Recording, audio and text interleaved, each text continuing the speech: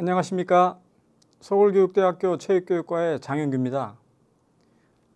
우리 태권도는 남한에도 있고 북한에도 있는 공통의 무예이자 스포츠 또는 문화 콘텐츠라고 할 수 있습니다. 또 하나의 창으로서 우리 태권도를 통해서 남과 북을 바르게 이해할 수 있는 그런 계기가 되었으면 좋겠습니다. 오늘 공부할 내용을 간단하게 훑어보겠습니다. 먼저 한반도의 문화유산으로서 태권도가 갖는 의미를 같이 생각해 보고요.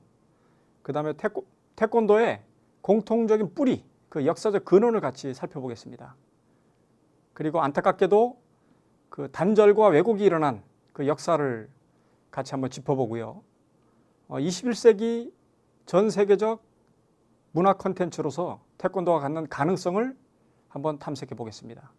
그리고 오늘 배운 내용을 정리하는 의미로 태권도 통일을 통해서 우리가 통일의 모티브를 마련할 수 있는 그런 의미를 좀 정리해보고 우리는 무엇을 할 수 있는지 그 역할도 생각해보는 그런 내용으로 진행을 하겠습니다. 먼저 한반도의 공통된 문화유산으로서 태권도가 갖는 의미를 말씀드리겠습니다. 가장 한국적인 문화 콘텐츠, 그러면 여러분도 금방 떠올리시겠지만 K-팝이라고 볼 수 있습니다. 전 세계적으로 엄청난 인기를 누리고 있고 파워를 형성하고 있습니다. 그 중에 여기 나와 있는 사진은 우리나라 문학 아이콘, 한국 아이콘 BTS. 요즘 엄청난 성과를 올리고 있죠. 우리 국가에 벌어다주는 이익도 뭐 막대하다고 이야기를 들었습니다. 그 밑에 있는 그림은 전 세계적으로 이 K-팝이 인기 있는 지역을 나타내는 그림입니다. 보시면 뭐 우리 아시아를 비롯해서 남북 아메리카 그리고 유럽 전 세계 어디를 보더라도 K-팝의 인기가 엄청나다는 걸 느낄 수가 있습니다. 자세히 보시면 그 밑에 나와 있는 그래프의 내용에는 우리나라 국내에서보다 외국에서 더 인기가 있는 아티스트들을 소개를 하고 있는데 국내에서보다 거의 뭐 한 대여섯 배 이상의 인기를 구가하고 있습니다. 엄청난 영향력을 미치는 K-컬처, 한국 문화 전도사로서의 K-팝. 여러분들이 충분히 공감하실 거라고 봅니다. 또 하나의 한국적인 문화 콘텐츠가 바로 태권도입니다. 제가 한 10여 년 전에 연구년으로 미국 머플리스보로라는 조그마한 도시에 1년간 있었던 적이 있는데 원체 지방 소도시라 한국에 대해서 잘 모릅니다. 그 사람들이. 북한은 알아도 그냥 일반적으로 코리아 그러면 잘 몰라요. 그런데 그 사람들이 한국 하면 떠오르는 두 가지 대표적인 컨텐츠로 떠올리는 게 뭐냐면 바로 K-팝하고 태권도입니다. 오히려 삼성이나 그 현대자동차, 자동차는 알아요. 현대차. 그 다음에 핸드폰, 삼성 핸드폰. 이건 아는데 그게 한국 건지는 몰라요. 그런데 한국의 컨텐츠, 그러면 K-팝하고 태권도는 바로 떠올립니다. 그 시골 조그마한 소도시의 그런 학생들도요. 그만큼 강력한 영향을 미치고 있는 문화 콘텐츠가 K-팝하고 태권도입니다. 특히 서양 사람들은 특히 태권도를 통해서 신체 단련이나 건강, 그 다음에 호신술을 익히는 그런 측면뿐만 아니라 정신수양 측면에서도 태권도 의미를 남다르게 보고 있고요. 그 다음에 다른 무예 스포츠하고 다르게 발기술이 굉장히 화려한, 발기술이 아주 독창적인 그런 투기 스포츠로 태권도는 발전했습니다. 또한 한편으로는 미국 공교육 시스템 내에서 이 태권도를 교육 프로그램의 하나로 받아들여서 가르치고 있는 그런 정도의 영향력을 미치고 있는 컨텐츠가 바로 또 태권도라고 할 수 있습니다. 이 대표적인 문화 콘텐츠 중에 특히 태권도가 우리 남과 북의 화해와 통합을 위한 공통의 문화유산으로서의 의미를 갖는다고 말씀드릴 수 있겠습니다. 그 의미의 근원에는 우선 역사적으로 동질성을 갖고 있다. 남과 북이 모두. 사실 뭐 남과 북뿐만 아니라 동양이건 서양이건 이 투기 운동, 이 싸움 기술, 이런 투기 활동은 동서양을 막론하고 고대 사회부터 공통적으로 보이는 그런 활동 양상들입니다. 이런 것들이 근대 이전까지 다양한 무예 활동으로 전개가 되고 그 다음에 근대를 넘어서면서 현대적인 무예 스포츠로 발전한 게 우리 태권도죠. 역사적 뿌리는 이렇게 같이 두고 있다는 겁니다. 태권도가. 그런 의미에서 공통의 문화유산이라고 우리가 쉽게 이야기를 할 수 있는 거고요. 특히 IOC는 이런 동질성에 기반해서 분단된 남과 북의 현실에 비춰볼 때 태권도는 인류 화합과 세계 평화 증진에 기여하는, 즉 올림픽 정신을 구현할 수 있는 매우 뜻깊은 종목이다. 이렇게 평가한 바가 있습니다. 실제로 남과 북은 태권도를 통한 화해와 통합의 노력을 다양한 방식으로 시도해 왔습니다. 2002년에는 남북 태권도 시범단이 서울과 평양을 서로 방문을 했고요. 2007년에는 북한 태권도 시범단이 서울과 춘천에서 초청 행사를 한 적도 있습니다. 그리고 무주, 지금 태권도원이 있는 무주 세계 태권도 선수권 대회에 북한 태권도 시범단이 시범 공연을 2017년에 보이기도 하였습니다. 이처럼 태권도는 민족의 동질성을 회복하고 상호 신뢰 관계를 강화한다는 그런 긍정적인 기능을 하면서 한반도의 평화를 세계에 알릴 수 있는 그런 모티브로서의 역할을 해왔습니다. 이것은 좀 전에 말씀드린 역사적 동질성, 그 다음에 또 한 가지는 이 태권도도 무예 스포츠, 스포츠로서의 그 특수성에 기인한다고 볼 수 있습니다.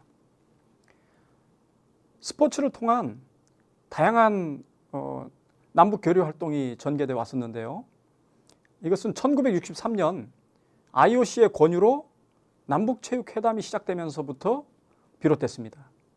통일을 위한 스포츠 교류가 활발하게 전개됐는데 역사적으로 가장 대표적인 남북 스포츠 교류 이벤트로 꼽는 것이 뭐냐면 제41회 1991년 일본 지바현에서 열렸던 세계 탁구 선수권 대회를 꼽을 수가 있습니다.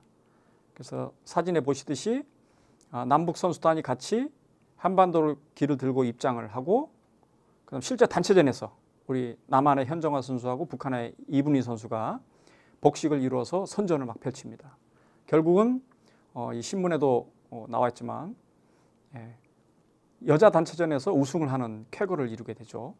그 신문 기사 내용을 보면 세계에 떨친 하나된 남북, 이념의 벽을 허물고 서로 격려 화합했다. 그다음 민족 하나로 합치면 세계 최강이다. 이런 고무적인 기사들을 바탕으로 이 탁구 선수권 대회의 의미들을 세계 만방에 떨치는 바가 있습니다. 그런데 2000년 이후에는 남한과 북한의 경기력 차이가 이렇게 커지면서 이 단일팀 구성하는데 어려움을 겪게 됩니다. 아무래도 스포츠 경기니까 이념이 스포츠 퍼포먼스를 능가할 수는 없거든요. 그러니까 국제대회 개폐식 이런 데 동시 입장하는, 한반도 길을 들고 동시 입장하거나 공동 응원단을 구성해서 같이 응원하는 뭐 이런 정도의 방식으로 변화하기도 하였습니다. 이런 다양한 스포츠 교류, 다양한 스포츠 교류의 일환으로서 태권도 교류도 조금 전에 말씀드린 대로 쭉 이어져 왔었는데, 근본적으로는 이 태권도가 나름의 그 좋은 길만 걸어왔던 건 아니에요. 역사적으로 보면은 갈등의 그런 시간들이 있었습니다. 남한 태권도는 남한 태권도대로, 북한 태권도는 북한 태권도대로 갈등의 역사를 가져왔었는데, 그 남한과 북한의 태권도 역사에 갈등과 왜곡이 벌어지게 된 결정적 계기는 남과 북을 대표하는 태권도 기구가 각각 설립되면서부터 시작돼요.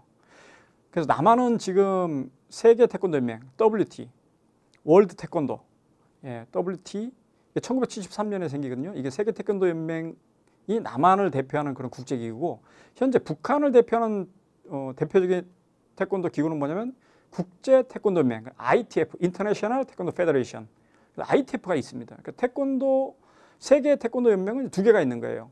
남한을 대표하는 WT, 북한으로 대표되는 ITF, 이게 두 가지가 있는 겁니다.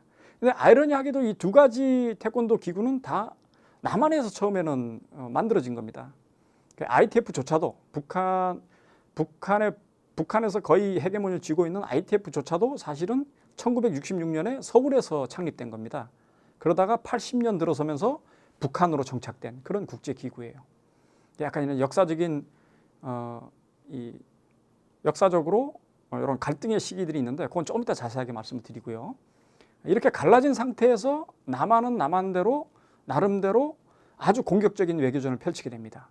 그래서 국제경기단체 가이스프라는데 Global Association of International Sports Federation 국제경기단체에 가입하고 이게 사실은 왜 여기 국제경기단체에 가입을 하냐면 이게 IOC에 가입하고 올림픽 정식 종목으로 채택되기 위한 기본 수순이거든요. 예, 그래서 여기에 총력을 기울이고 실제 가입에 성공합니다. 이것이 이제 씨앗이 돼서 나중에 올림픽 정식 종목 채택까지로 발전하게 되는 거죠. 아주 공격적으로 태권도를 외교 수단으로 이제 활용하게 됩니다.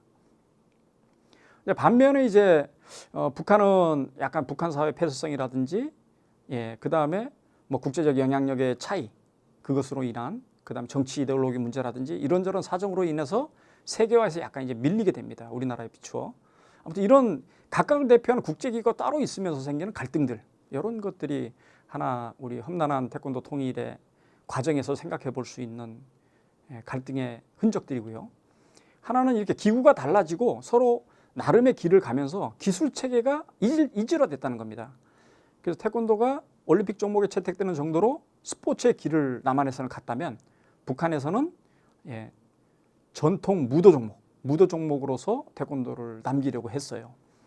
그다음 또 하나 이런 갈등의 역사의 중심에는 어떤 문제가 있냐면 세계 문화유산, 유네스코 무형문화유산 등재와 관련된 그런 갈등이 있습니다. 그래서 2012년 북한도 문화유산 보호법이라는 걸 만들어서 태권도를 비물질 문화유산으로 등록하고 국제적으로 홍보하게 됩니다. 그래서 2015년에는 김정은은 온 나라를 태권도 한다 이런 선언도 하게 되는 거죠. 그래서 무형문화유산에 등재하는 것이 중요하다라고 나름대로 생각하면서 북한도 발빠르게 이런 노력들을 기울이게 돼요.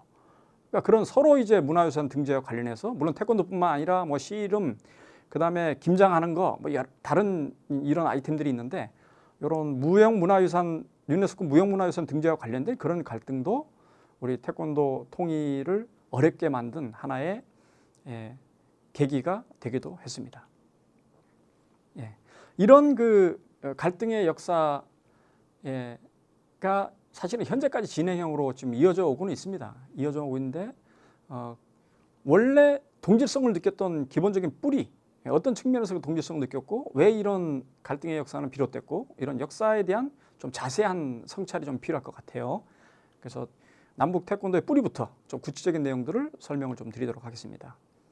말씀드린 대로 투기 역사는 사실은 전 세계적으로 공통되는 투기라는 것 자체는 보편적인 그런 컨텐츠라고 볼 수 있어요. 그래서 당연히 원시적인 삶에서부터 생존 기술이 가장 중요한 지상 최대의 과제였기 때문에 그와 관련된 투기 기술, 투기 활동, 투기 스포츠들이 발전하게 됩니다. 그래서 보시는 맨 왼쪽의 그림은 복싱하는 두 소년입니다. 복싱하는 두 소년인데 투기 종목 중에 근접 기술 중에는 복싱이 가장 효율성이 높죠. 근접 기술에서는 주먹 기술이 제일 빠르고 효과적입니다. 그래서 한 2000년 전에 에게 문명을 꽃피웠던 에게의 동굴벽화의 그림입니다. 복싱하는 소년.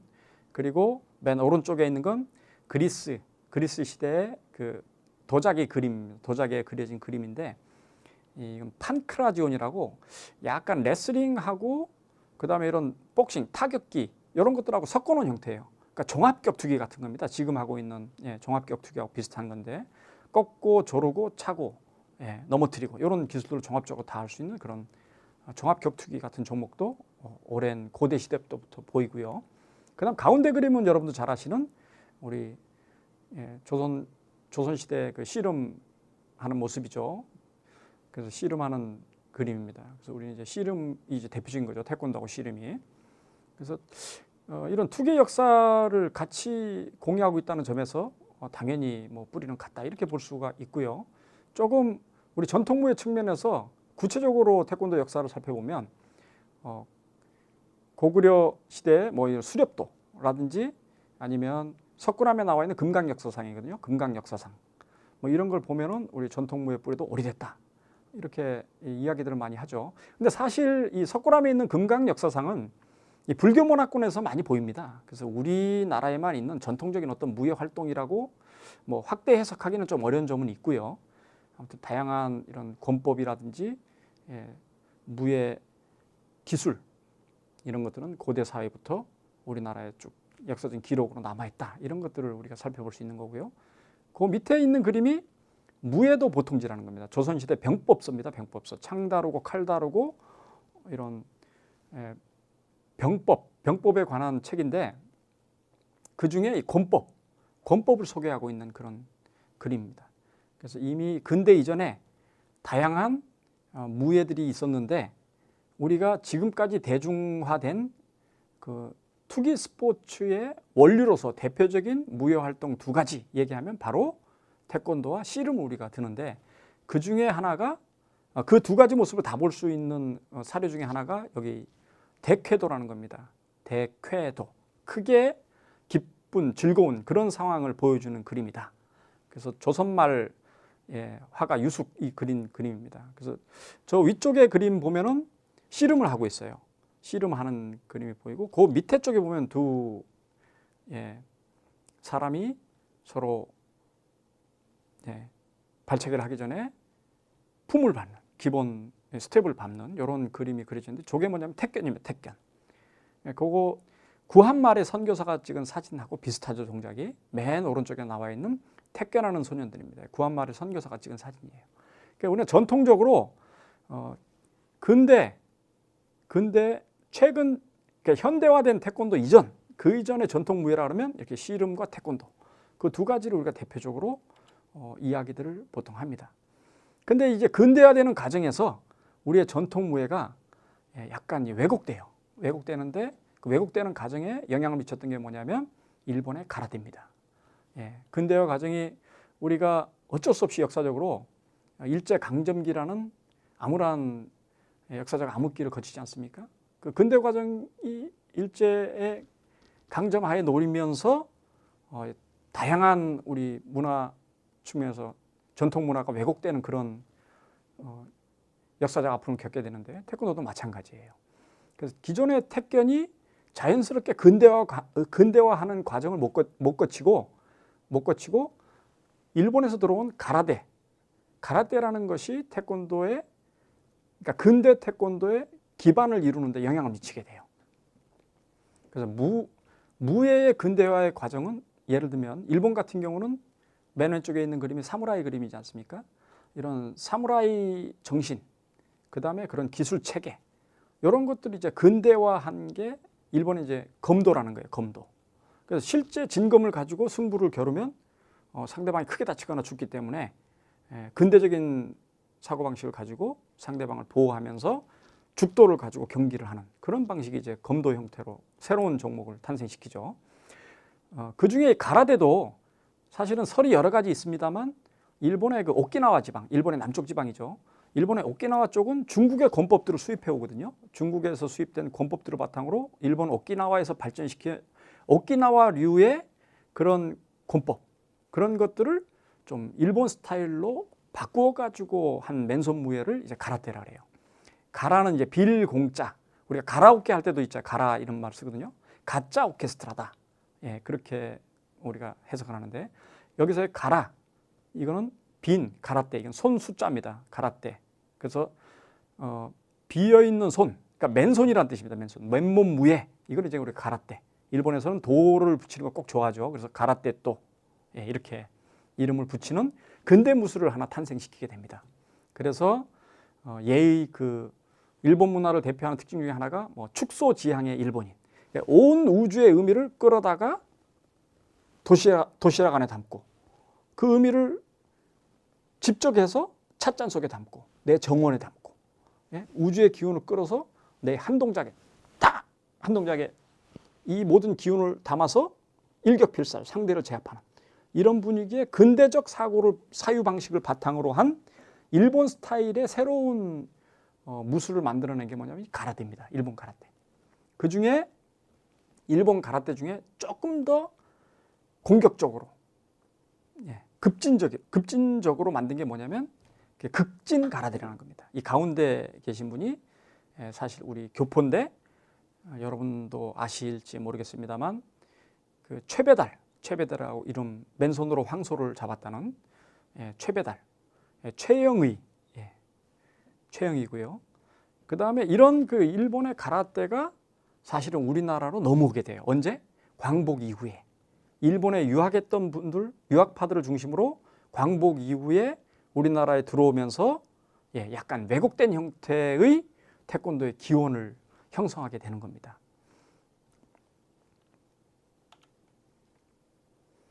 그래서 공통적으로 남한과 북한의 태권도는 전통적인 그 전통무의 연장선상에서 조선 말기까지 이어져 왔던 택견의 형태, 그런 무예 활동에 기반해서 쭉 이어져 오다가 일제 강점기를 지나면서 그때 이제 택견이 문화말살 정책에 따라서 탄압을 받게 되거든요.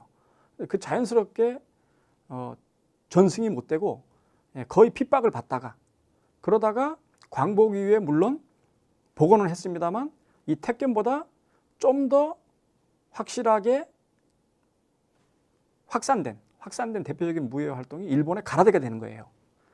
그래서 두 가지 무예 활동이 중첩이 되면서 사실은 태권도는 그 정체성의 문제, 정체성의 혼란 이런 것들이 이제 빠지게 되는 거죠. 그것을 바로잡는 과정에서는 남과 북이 똑같이 노력을 하게 됩니다. 근데 그걸 바로잡고 한국적인 태권도를 탄생시키는 과정에서 당연히 그런 뭐 조직도 만들고 막 이렇게 하겠죠. 거기서 조직하는 과정에서 헤게모니 싸움이 일어나게 돼요. 그러면서 안타까운 이런 단절의 역사, 남과 북의 단절의 역사를 겪게 됩니다. 그러니까 처음에는 일본의 가라떼에서 배운 동작들을 모티브로 한다는 점에서 한계를 갖고 있었어요. 근데 그럼에도 불구하고 그 속에서 밑에 보시겠지만 태권도는 동양의 전통 사상과 우리 민족 고유의 정신에 기초한다. 이런 믿음을 가지고 이름도 공수도가 아니라 태수도, 이런 이름도 만들고 그러다 1965년에는 대한 태권도협회, 태권도라는 이름도 공식적으로 띄웁니다. 그리고 세계 태권도의 메카인 국기원 이런 것도 만들게 되고요. 이 한계 속에서도 아이덴티티를 좀 강화하려는 그런 노력을 기울이게 됩니다. 물론 우리나라도 민족주의적 색깔, 이제 뭐 반일, 뭐 극일 이런 민족주의죠. 그런 색깔을 당연히 바탕으로 했습니다만 북한도 이건 마찬가지였어요. 북한도 동구권 국가들의 사회주의 체제가 이제 붕괴되면서 89년 우리식 사회주의, 북한의 우리식 사회주의와 함께 민족주의를 더욱 강조하면서 북한 내에서도 태권도의 명칭 변경, 기술 차별화, 그 다음에 새로운 역사 만들기 이런 것들을 기울이게 돼요. 그러니까 나름대로 남과 북이 공통적으로 광복 이후에 가라데식의 태권도 내에서 태권도의 정체성을 이름도 바꾸고 기술 체계도 좀 바꾸고 품새라고 이야기하는 형 이런 것도 새로운 형도 만들고 이러면서 일본 가라데하고 차별화를 좀 선언을 하고 그 위해서 노력을 하게 됩니다. 근데 그런 과정에서 조직화가 이루어지겠죠. 뭐 협회도 만들고 무슨 관 배운 사람들마다 기술체가 약간 다르니까 그런 나름대로 관파들도 달리 있고 이런 과정에서 헤게모니 싸움이 벌어지게 돼요. 대표적으로 태권도계에서 헤게모니 싸움을 했던 두 사람이 누구냐면 여기 왼쪽에 나오는 최용희 장군, 장군이었습니다. 군인이었어요. 군인. 이 최용희 장군하고 오른쪽에 사실은 김은용 씨보다는 김은용 씨를 등장시킨 이종우라는 분이에요. 이종우라는 분. 사실은 최홍희와 이종우 두 사람의 다툼이었습니다. 두 사람의 헤게모니 싸움. 이 과정에서 처음에는 이제 최홍희가 군인 출신이고 거기다 이제 장군 출신이고 그러니까 파워를 잡습니다. 이 사람 파워를 잡고 군대를 중심으로 태권도도 막 보급을 하고 태권도라는 이름도 이분이 지었어요. 이분이 이제 태권도라는 이름도 짓고 그다음 태권도 협회 회장도 하셨습니다. 우리 남한에서. 그리고 1966년에 아까 북한을 대표하는 국제 태권도 기구 대표적으로 ITF라 그랬죠. 그 ITF를 바로 이분이 설립을 해요. 어디서? 서울에서. 그런데 이 군인이고 태권도를 본인이 직접 했고 그 시대가 또 자기를 확 서포트를 해주니까 그 배경을 바탕으로 전행을 좀 많이 하게 됩니다. 그러니까 독단적으로 결정하고 독단적으로 끌고 가고 막 이렇게 하려다 보니까 기존에 태권도계에 있는 인사들하고 알력을 자꾸 빚게 돼요. 이러다가 결정적으로 박정희 정권 때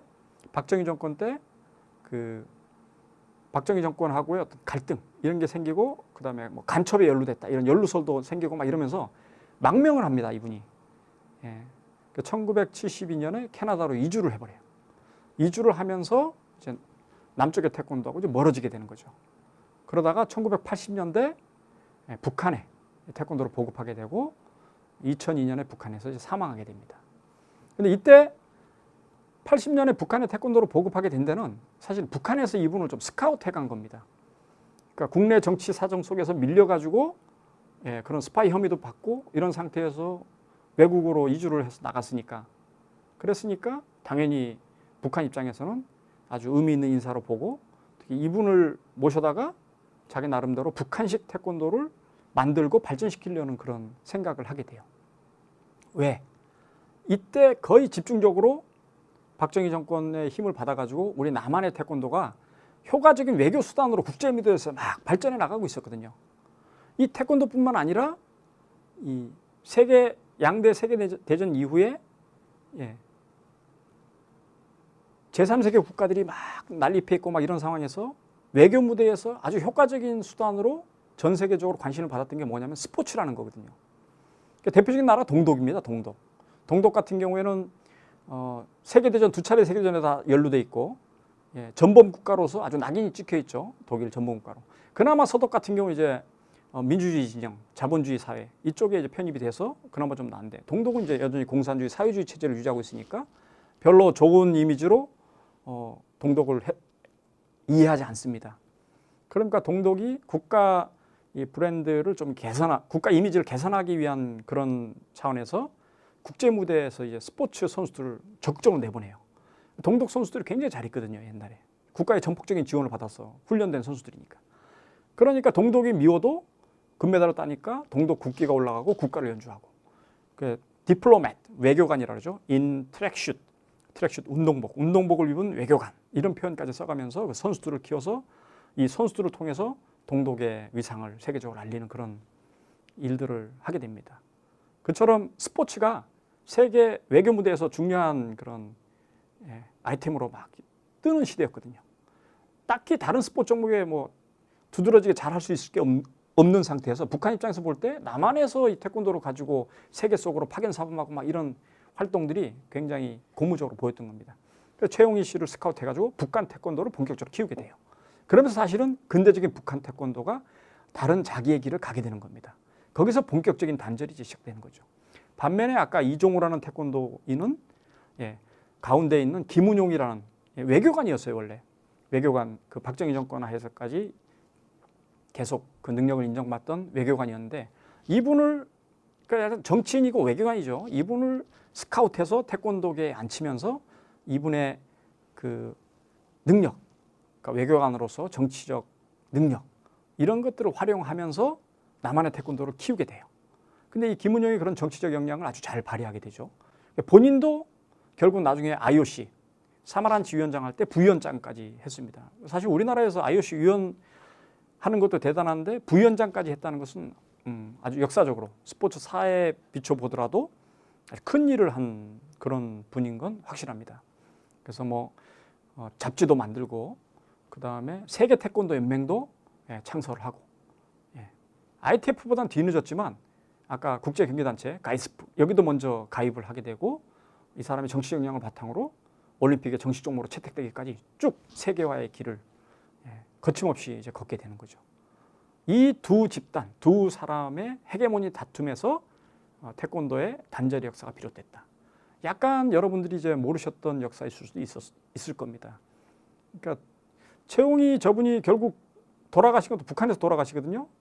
지금 묘도 거기 있고. 근데 남한에서는 또 나름대로 태권도에 기여한 바는 인정을 해서 무주에 헌액도 이렇게 지금 해 놓은 상태이긴 합니다. 거기서 근대적인 태권도가 다른 길을 가게 됐다. 내용을 들여다보면 그 단절의 역사가 결과적으로 어떤 차이를 가져왔느냐. 남과 북의 태권도가 상당히 다른 색깔을 갖게 됐다는 걸 통해서 이 단절의 역사의 끝을 우리가 느낄 수가 있습니다. 그래서 남한 태권도는 스포츠화로 대표될 수 있고 북한의 태권도는 무도화 이렇게 우리가 간단하게 이 얘기를 할 수 있어요. 그러니까 남한에서는 결정적으로 1963년에 전국체육대회 정식 종목으로 이 태권도를 채택하게 됩니다. 예. 체육대회 정식 종목이 됐다는 건 뭘 의미하느냐? 이제 스포츠 경기로서 나름대로 규칙을 갖게 됐다는 거예요. 기술 체계도 갖고 규칙도 갖게 되는 겁니다. 그러니까 그냥 뭐 싸워가지고 상대방을 제압하고 뭐 이런 그 투기 이상의 서로의 퍼포먼스를 겨루는 스포츠의 의미로까지 발전하게 된 거죠. 그러니까 실제 경기를 해보면 선수를 보호하는 차원에서 아주 합리적인 그런 기술들만이 발전하게 되고 상해를 입히는 무지막지한 그런 기술들은 당연히 반칙으로 금하게 되는 거고요. 그러니까 근대적인 방식의 경기 기술 패턴들이 등장하는 겁니다. 그것을 담보해낼 수 있는 규칙들이 만들어지는 거고요. 그런 기술들이 발달하게 되고 계속 그 기술들을 겨루다 보니까 63년에 히트를 쳤던 그런 기술들이 있으면 64년에 그 기술을 극복할 수 있는 새로운 기술이 나오는 거야. 또 더 나은 기술들이 나오는 거야. 기술이 자연 진화를 하게 돼. 자연스럽게 진화하면서 오히려 가라테 스타일이 갖고 있었던 우리 정체성 측면에서의 약한 고리 이런 것들이 딱 해결이 돼버려요. 그 태권에서 보여주는 화려한 우리 전통 우리 신바람 뭐 이런 얘기 많이 하지 않습니까? 부드럽고 자연스럽고 빠르고 이렇게 펼쳐내는 듯한 분위기에 우리 한민족들의 몸짓 이런 것들이 경기 태권도의 기술 진화 과정에서 보이게 되는 거예요. 그러면서 태권도의 새로운 현대적 의미의 정체성을 강화할 수 있는 계기가 경기화의 과정에서 만들어졌다. 이렇게 이제 해석을 하죠. 대표적인 인물이 지금 이제 대한태권도협회 회장으로 계시는 양진방 선생하고 김용옥 선생. 김용옥 선생은 여러분도 아시는 그 도올 김용옥입니다. 그분이 뭐 태권도에도 관심이 있어요. 태권도에도 관심을 가졌어요. 가지신 데는 이제 그 어떤 무예 스포츠가 갖고 있는 태권도가 갖고 있는 무예로서 전통 무예로서의 에너지, 기운 이런 것들에 주목을 했고 그렇게 주목할 수 있게 끌어들인 인물이 또 이 대한태권도협회 회장하는 양진망 교수예요. 용인대학의 태권도학과 교수로 계시다가 지금 이제 협회 회장하시죠. 그래서 태권도가 새로운 아이덴티티를 부여받게 되는 계기도 이 경기화의 과정에서 벌어진다. 이렇게 이제 해석을 하는 겁니다. 그래서 무예 투기 활동 중에 가장 화려한 종목이 태권도다. 그리고 지금은 이제 그냥 싸움 기술만 가르치고 그다음에 스포츠로서 올림픽에서 금메달 따는 이런 종목으로서뿐만 아니라 인성교육 측면에서도 21세기에 유의미한 교육적 대안이다. 이렇게 태권도를 우리가 평가를 하고 있습니다. 나가서 한술 더 떠서 문화 콘텐츠, 공연예술 콘텐츠로 태권도가 또 발전했어요. 여러분 아시는 분 계시겠습니다. 최근 미국의 그 갓 탤런트, 그 쇼 프로그램에서 태권도가 뭐 엄청난 선풍적인 인기를 누렸다고 하죠. 그래서 사진에 보시듯이 맨 왼쪽에 그 경기화의 과정에서 화려한 발기술. 지금 거의 국가대표 선수들은 공중에 뜬 상태에서 발차기를 연속해서 막 3번 이상 차기도 하고 막 그럽니다. 다른 부위에서 볼 수 없는 그런 퍼포먼스 수준이에요. 그런가 하면 이 미국의 미셸 오바마 대통령의 부인이죠. 미셸 오바마 여사는 이 미국의 어린아이들 이 비만 퇴치 프로그램 그리고 예절 교육 프로그램으로 이 태권도를 공교육 학교 시스템 내에 끌고 들어오는데 또 영향을 많이 미치게 돼요. 그러니까 외국의 공교육 제도 내에서 의미 있는 교육 프로그램으로까지 태권도가 이제 받아들여지고 조금 전에 갓 탤런트 말씀드렸죠. 그 퍼포먼스 수준이 엄청납니다. 그냥 뭐 서커스 하는 수준은 훨씬 뛰어넘어요. 단순히 무슨 뭐 벽돌 깨고 이런 게 아니라 거의 공연 예술의 뭐 백미 수준으로 발전을 시켜서 지금도 시범단이 태권도계 시범단이 전 세계를 이제 누비고 있죠. 그러니까 남한의 태권도는 이제 결과론적으로 이런 모양새로 발전을 쭉 했습니다. 반대로 북한의 태권도는 어떤 길을 걷게 되느냐? 아까 말씀드린 이제 최홍희 이분은 군인이라서 더 그랬는지 모르겠지만 이분은 태권도의 기본은 일격필살 한 번에 쳐서 상대방을 확실하게 뭐 죽인다는 표현은 좀 격하고요. 제압한다. 이런 일격필살의 무도 정신에 입각한 것이 태권도의 기본이다. 그러니까 이게 이제 가라테의 기본 그 기술적 베이스하고 비슷하게 맞닿아 있는 거거든요.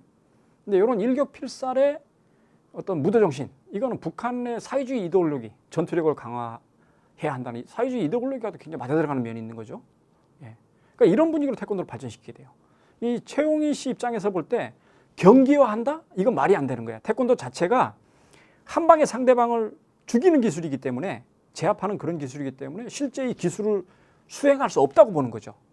그러니까 경기는 할 수 없는 거고, 오로지 혼자 기와장 깨고 송판 깨고 단련하면서 힘을 강하게 가져서 언제든지 발휘해야 될 때 한 방에 상대방을 보내버릴 수 있다. 이런 방식으로 이제 진화하게 돼요. 그러니까 자유로운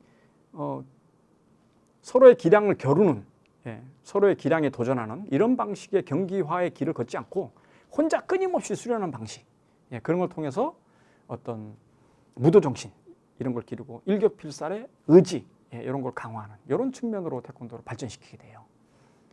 그러면서 특히 북한 사회의 폐쇄성, 그 다음에 전략적 활용, 이런 측면으로 태권도를 발전시키다 보니까 세계화 측면에서 남한에 비해서 한참 이제 뒤처지게 되는 겁니다.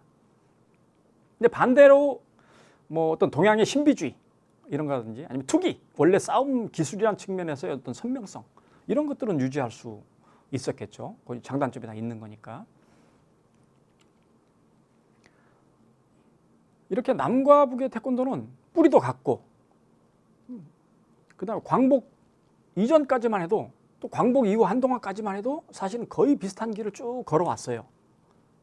그리고 같은 기원에서, 오리진에서 비롯된 겁니다. 그런데도 불구하고 짧은 6, 70년대 이후에 한 50년, 50년 정도의 세월 속에서 완전히 다른 무예 스포츠인 것처럼 보이게, 그래서 아주 가까운 것 같지만 먼 사이가 돼버린 거예요.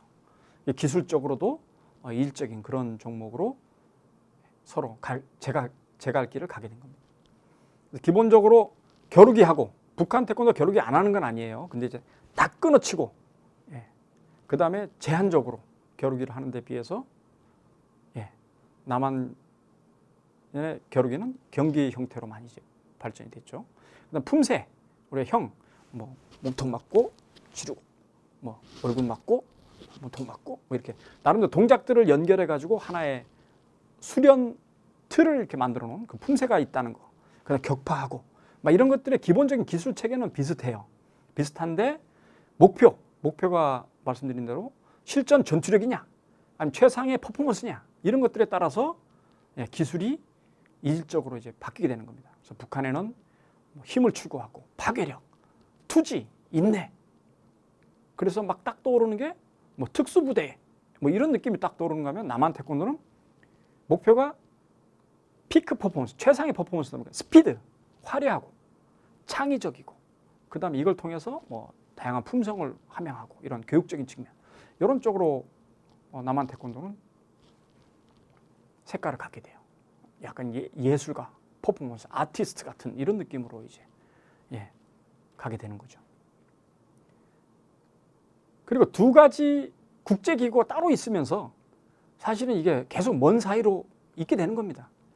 남한 중심의 세계 태권도와 북한 중심의 국제 태권도입니다. 그대로 있어요. 현재 ITF는 리용선이라는 분이 거기 총재고, 우리나라는 이제 조정원 씨가 이제 총재로 있죠.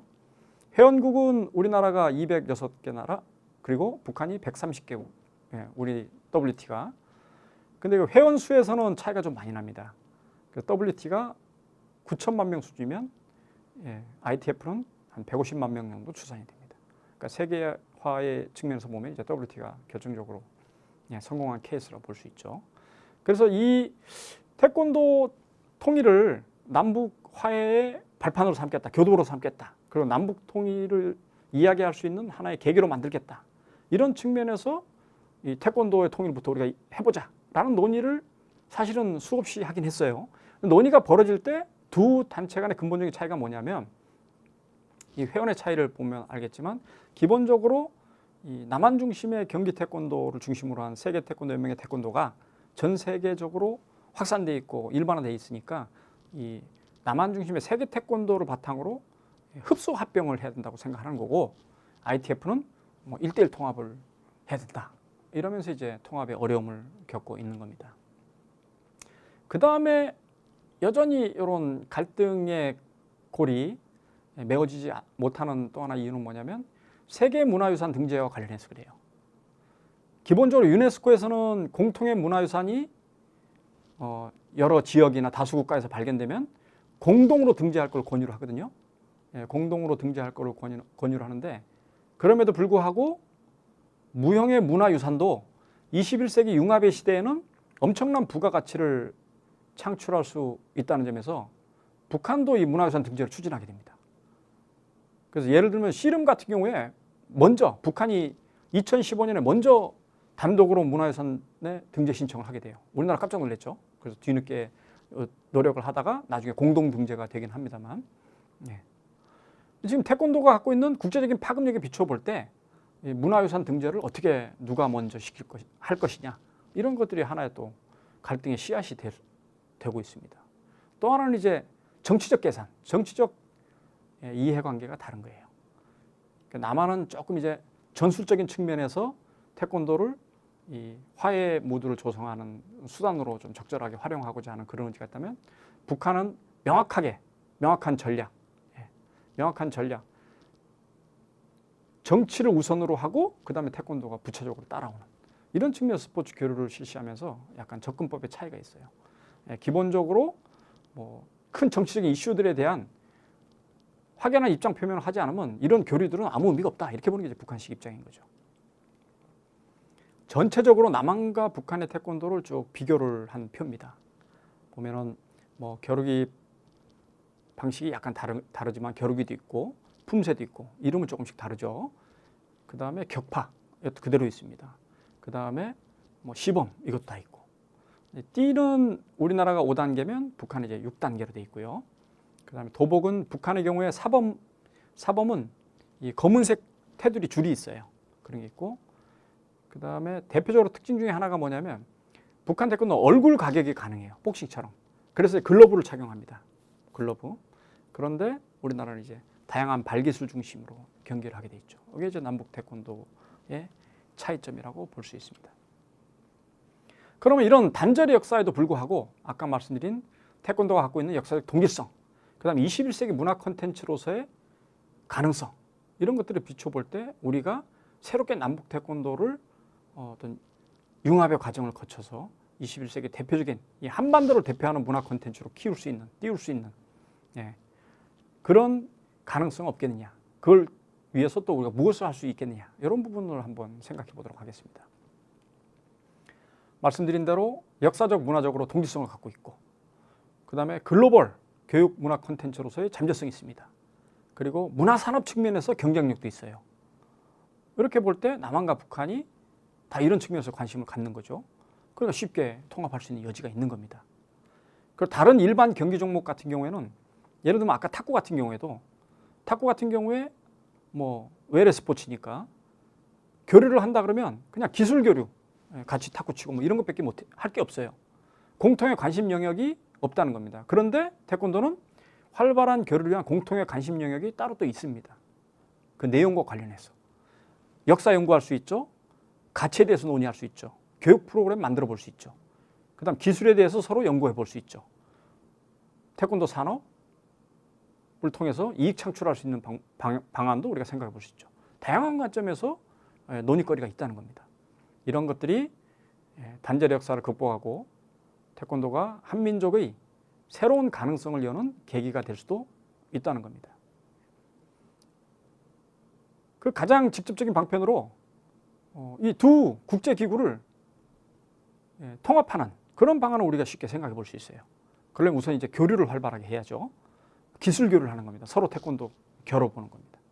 그러면 이제 좀 더 남한 스타일의 올림픽 스타일의 그런 태권도 기술들을 보급하고 교류하고 북한 선수 중에 거기 잘 맞는 그런 선수들을 좀 훈련을 잘 시켜가지고 북한 선수가 올림픽에 태권도 대표 선수로 이렇게 출전하는 그런 방안을 또 추진해 볼 수 있고요. 그렇게 하기 위해서 겨루기 경기 방식 같은 걸 우리 좀 개선해 볼 수 있고. 그래서 남한과 북한의 품새들이 분위기가 또 약간씩 다르거든요. 근데 그 두 태권도 단체 전문가들이 모여가지고 공동의 품새를 하나 만들어 보는 거예요. 그걸 가지고 경기 대회 이벤트도 한번 개최해 보는 거고요. 그걸 위한 또 단일화 추진단 이런 것들도 만들어 볼 수 있는 거고요. 세계 태권도 연맹 뭐 이름을 딱히 지금 뭐 지을 수는 없겠습니다만 그런 통합 단체 아래 올림픽 경기 중심에 남한시, 그 다음에 무도나 무예 중심에 특히 형, 품새 이런 걸 바탕으로 이런 두 가지 기구가 싹 녹여 있게 그런 방식으로 우리가 통합도 추진할 수 있다. 이걸 통해서 태권도의 세계 지배력을 확대하고 지금 약간 이제 불안불안한 올림픽 핵심 종목으로서의 지위도 좀 강화하자. 이런 측면을 우리가 가깝게 해볼 수 있는 과제로 생각해 볼 수 있습니다.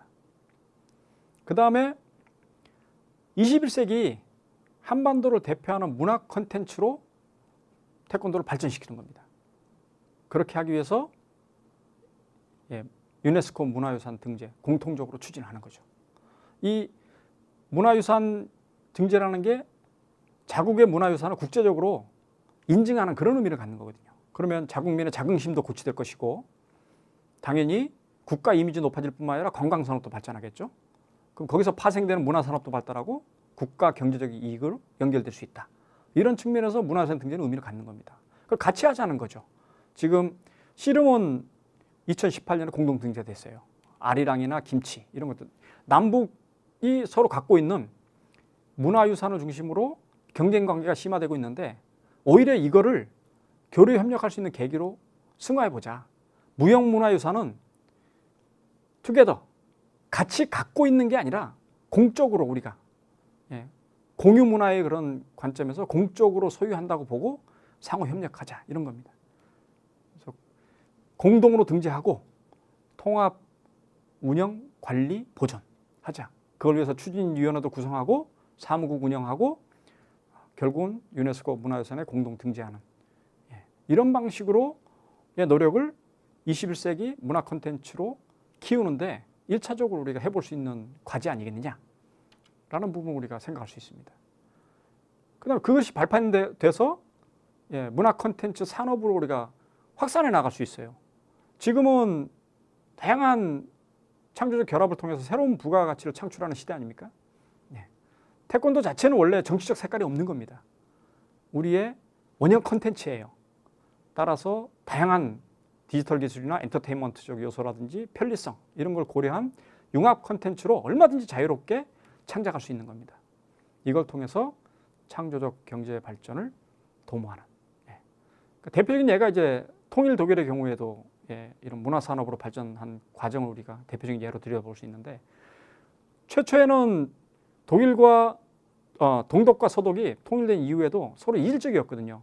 활발하게 교류를 하다 보니까 그 과정에서 생산적인 융합의 가능성들이 생기더라는 겁니다. 그 속에서 새로운 제3의 형태의 문화를 창출해내고 그걸 이제 문화산업으로 발전시킨 그런 예가 있는 겁니다. 그런 방식으로 태권도를 문화 콘텐츠 산업의 핵심 아이템으로 남북이 협력해서 키워나가보자. 이런 것들을 우리가 생각해 볼 수 있어요. 구체적으로 예를 들면 뭐 집단 공연에 강한 북한의 노하우, 그 다음에 이런 예술 공연 측면의 노하우가 있는 남한. 근데 노하우들을 서로 결합을 해서 뭐 한마당 축제 같은 거, 페스티벌을 크게 해서 뭐 이거 콘텐츠를 외국에 뭐 팔 수 있는 그런 뭐 기회도 가질 수 있고, 그 다음에 AR, 우리가 실감이라 그러죠. 실감 미디어. 이걸 융합한 미래지향적 콘텐츠를 우리가 만들어서 이것도 마찬가지로 세계 무대에 내놓을 수 있는 거고요. 그 다음에 상징적인 공간, 우리가 뭐 비무장지대나 이런데 태권도 관광, 홍보하고 체험할 수 있는 그런 공간을 만들어 보는 거. 이런 것들도 문화 콘텐츠를 융합한 구체적인 사례가 될 수 있겠죠.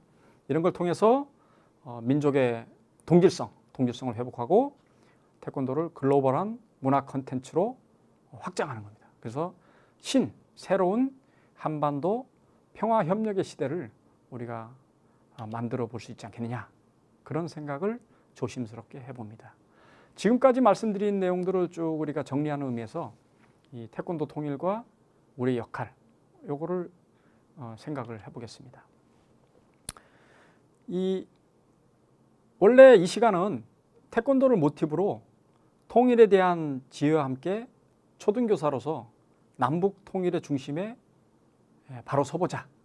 이게 이 50분 강의의 목표였습니다. 우리가 먼저 전 세계가 주목하는 자랑스러운 글로벌 K컬처로서 이 태권도가 어떤 가능성을 갖고 있는지, 우리 공통된 한반도의 문화유산으로서 어떤 의미를 갖는지 그런 부분들을 우리가 느껴봤고요. 그 다음에 우리 역사성, 태권도 역사성을 볼 때 공통된 뿌리, 전통문화 측면에서 동질성을 갖고 있다라는 이 부분에 우리가 관심을 갖고 그 동질성을 갖고 있는 역사적 흐름, 그 주류적 흐름에 대해서 우리가 재해석할 수 있는 여지도 우리가 생각해 봤습니다. 그 다음에 안타깝지만 광복 이후에 근대적 형태로 발전하는 과정에서 겪게 되는 그 단절과 왜곡의 역사, 이걸 통해서 오히려 남북을 바르게 이해할 수 있는 또 하나의 창을 우리가 갖게 됐고요. 그 다음에 이 태권도를 통해서 21세기 미래 사회에 우리가 K컬처로서 전 세계에 영향력을 미치고 우리 국가적 비전을 세워나갈 수 있는 그런 가능성을 보고 그 과정에서 조심스럽지만 통일의 당위성뿐만 아니라 통일의 가능성도 좀 앞당길 수 있는 그런 의미들을 좀 생각해 봤습니다.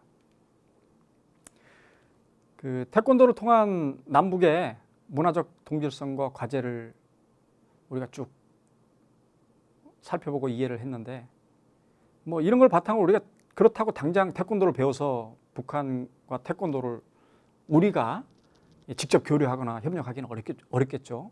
하지만 제가 볼 때는 얼마든지 이 태권도라는 컨텐츠를 중심으로 관심을 갖고 홍보를 할 수 있다고 봅니다. 그래서 남북의 문화 알림이, 태권도를 매개로 한 남북 문화 알림이로서의 역할을 우리가 뭐 해볼 수도 있는 거죠. 특히 여러분들처럼 이렇게 우리 재구성 능력이 뛰어나지 않습니까? 우리 학생들이. 그러니까 남북 태권도의 융합을 통해서 21세기 K컬처를 새롭게 리드하는 그런 문화기획자로서의 가능성은 여러분이 실제로 태권도를 얼마나 많이 수련을 하느냐 안 하느냐와 관계없이 충분히 가능하다는 겁니다. 그래서 조심스럽게 여러분들도 이런 태권도의 역사가 저런 역사가 있었고 지금 저런 노력들이 있었고 저런 갈등이 있었고 저런 가능성이 우리한테 열려져 있구나 라는 부분에 대한 느낌을 바탕으로 내가 만약에 태권도를 가지고 K컬처로서 세계 무대에 내놓는다고 하면 어떤 방식의 그 프로그램이라든지 아니면 이벤트들을 우리가 기획을 한번 해볼 수 있겠구나, 이런 것들을 충분히 고민할 수 있거든요. 우리 아이들한테도 이제 그런 과제를 한번 내줄 수도 있는 거고요. 그래서 문화가 정말로 중요한 21세기에 태권도를 또 다른 우리 한민족의 저력을 알릴 수 있는 강력한 문화 유산, 문화 콘텐츠로 키워나가는데 우리가 뭐 가능성이 열렸으니까 열린 마음으로 좀 다양한 관점을 들여다볼 수 있는 계기가 됐으면 좋겠어요. 저기 있는 사진은 제 대학 4학년 때니까 82, 3, 4, 5, 85년. 85년이면 어떻게 되나요? 한 40년 가까이 전의 사진이네요. 충주입니다. 충주의 택견 인간문화재. 택견 전수하시는 무형문화재 신한선 선생님이 계시는 충주에 그 전수관에 가서 택견 배우던 때예요. 제가 태권도 하면서도 이런 역사적 뿌리 이런 것들을 기술적으로도 같이 이해하고 좀 연결해보자 뭐 이런 노력으로 가서 저분 밑에서 태권도 배우고 막 그러던 옛날 생각이 납니다. 왜 저 사진을 보여드렸냐면 여러 가지 이제 지금 이제 학교에 계시든 나중에 교직에 나가시든 기회가 되면 이런 내가 할 수 있는 일들을 너무 한정짓지 말고 이런저런 다양한 경험들을 좀 해보는데 그 경험 중에 뭐 이런 택견에 관한 것도 좋고 태권도도 좋고 아니면 다른 것도 좋습니다. 우리 K컬처에 관련된 여러 가지 경험들을 조금 더 확장하고 발전시켜 나가는 그런 노력들 측면에서 좀 적극성을 좀 가져주시면 좋겠다. 그런 뜻에서 그냥 사진 하나 보여드렸습니다. 아무쪼록 이 태권도 남북 태권도의 문제를 바르게 이해하고 그 융합의 가능성 이런 걸 살펴보는 시간들이 남북 통일이 또 다른 조그마하지만 징검다리가 되기를 바라면서 이 시간 강의를 마치겠습니다. 끝까지 경청해 주셔서 고맙습니다. 감사합니다.